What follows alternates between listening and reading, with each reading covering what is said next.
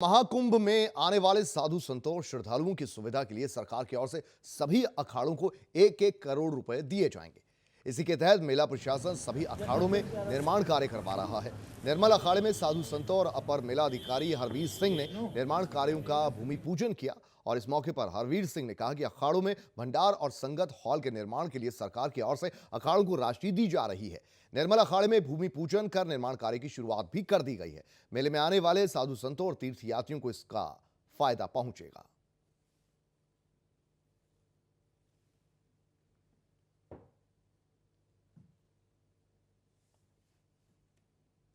निर्मल अखाड़ा में आज जो है भूमि पूजन हुआ है।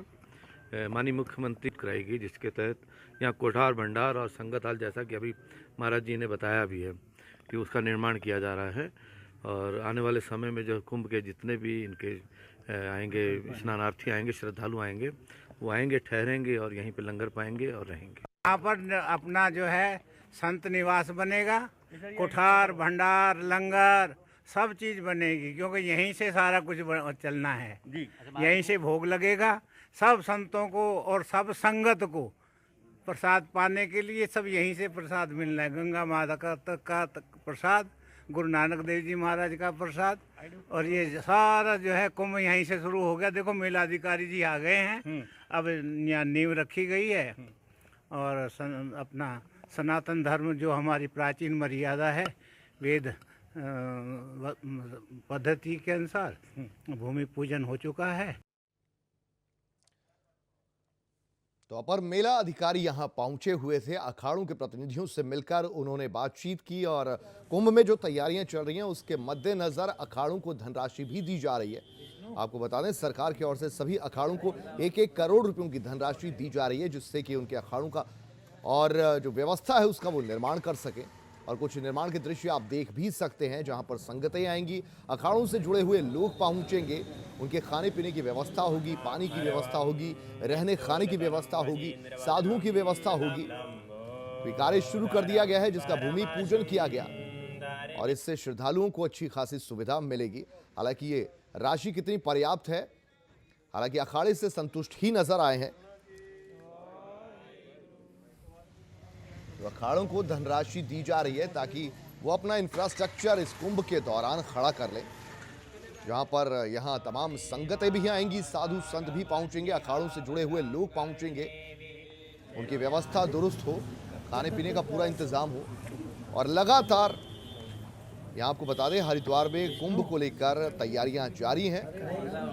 हालांकि अभी भी हरिद्वार के हर की पैड़ी पर पहुंचने वाले श्रद्धालुओं की संख्या कम है, क्योंकि एसओपी जारी है, उसी के मुताबिक यहां श्रद्धालु पहुंच सकते हैं। और अगर कोरोना काल में ये कोरोना की वेव और खिंचती है तो भी देखना होगा कि किस तरीके से श्रद्धालु जो यहां आना चाहेंगे, कुंभ में स्नान करना चाहेंगे, उनका इंतजाम किया जाता है।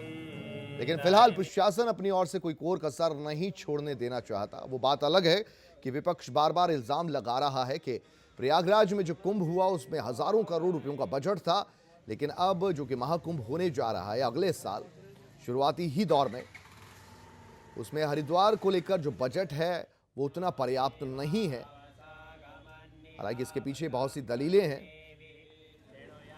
क्योंकि प्रयागराज में बहुत बड़ी भूमि है जहां पर इंतजामों को अंजाम दिया जाता है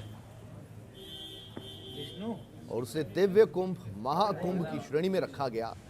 देश विदेशों से भी लोग आए थे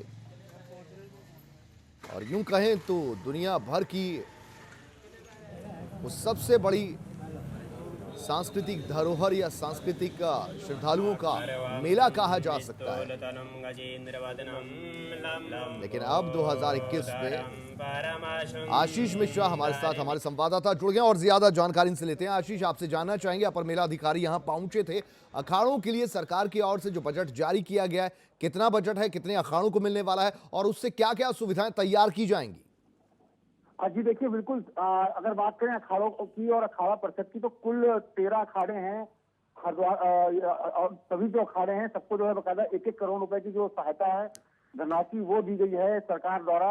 और जो ये 1-1 करोड़ रुपए है, ये कैश ना देके बल्कि जो तमाम जो अखाड़े हैं, और हर कुंभ में यहाँ पर छावनियां बनती हैं उन अखाड़ों की। इसके अलावा जो बड़ी संख्या में संत आते हैं उनके रहने की व्यवस्था की जाती है। खाने पीने का प्रबंध किया जाता है, तो उस माध्यम से बाकायदा करवाए जा रहे हैं। और सभी अखाड़ों में जो कार्य हैं वो शुरू हो चुके हैं और अगले कुछ दिनों में कार्य खत्म भी हो जाएंगे। सबसे बड़ा फायदा इनसे ये भी होगा, जो राज्य सरकार का तर्क है कि हर कुंभ में जो अस्थायी तौर पर जो कार्य किए जाते थे, ऐसे में अगर स्थायी तौर पर उनकी छावनियां बन जाएंगी, रहने की व्यवस्था हो जाएगी, तो कम से कम हर कुंभ में जो अस्थायी खर्चों पर जो खर्च होते थे, कम से कम वो खर्च नहीं होंगे और एक बार बनने के बाद कम से कम वो कई साल तक चलते रहेंगे।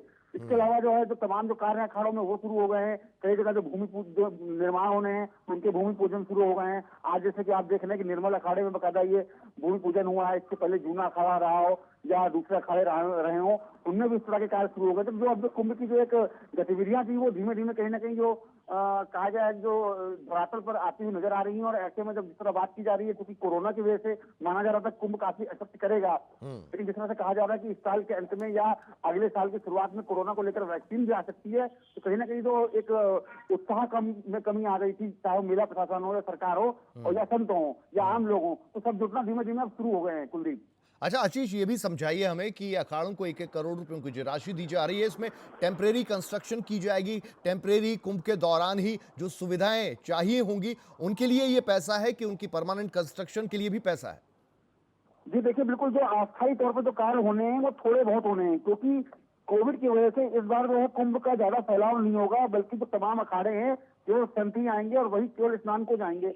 जो अभी तक जो है जिस तरह की रणनीति अपनाई जा रही है कुंभ मेला प्रशासन के द्वारा, क्योंकि जो कुछ भी तय होगा सब कोरोना को लेकर ही तय होगा कि कुंभ के समय कोरोना की आखिर क्या लहर सी रहती है। तो कुल मिलाकर जो है जो अभी के जो कार्य हैं वो फिलहाल जो है स्थायी तौर पर कराए जा रहे हैं, लेकिन जो अस्थायी तौर पे जो थोड़े बहुत जो कार्य हैं, जैसे कुंभ के समय गंगा पार के इलाके में जो मैदानी क्षेत्र है जो काफी ज्यादा खाली रहता है सिंचाई विभाग का, तो उसमें आखिर कौन कौन से कार्य होने हैं, तो ये तो उस मौके पे ही उसी समय तय हो पाएगा कि कोरोना की क्या कुछ स्थिति रहती है और श्रद्धालु कितने आते हैं।